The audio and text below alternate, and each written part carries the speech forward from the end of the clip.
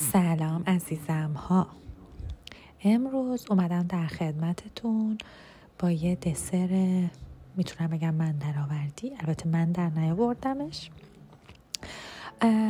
خب برای این دسر نیاز دارین به 2 بسته 200 گرمی خامه. حالا یهو هم میتونین 400 گرم بخرین.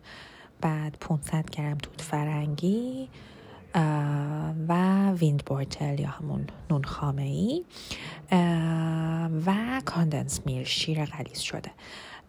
خامه و شیر غلیظ شده رو با هم دیگه میزنیم تا جایی که قشنگ سفت بشه، همطور که توی ویدیو مشاهده میکنین.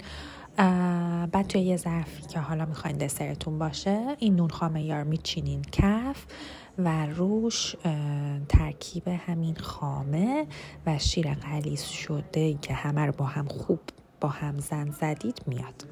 بعد روی این مخلوط میاین توت فرنگیاتون رو از وسط نصف میکنین و حالا اگه توت فرنگیات که خیلی توپلترن میتونین باز بیشتر نصفشون کنین و میچینین رو کل این کار به این صورت که میبینید.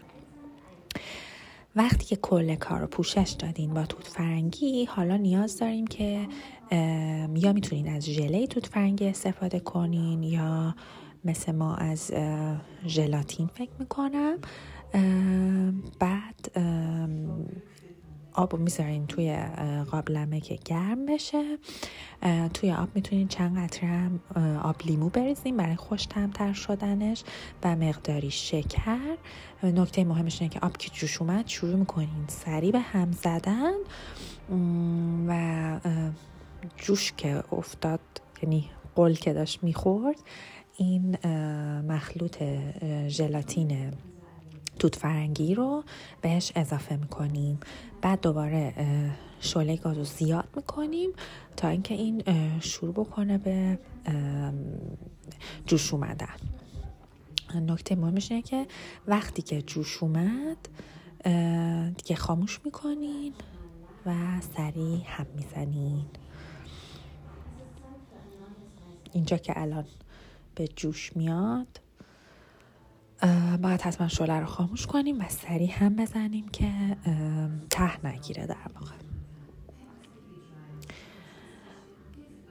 و بعد این مخلوط رو میریزیم روی کل دسرمون برای اینکه در نهایت یک دست رو خوشگل بشه. و بعد اینو میذارین توی یخچال برای اینکه قشنگ خودشو بگیره و سفت بشه.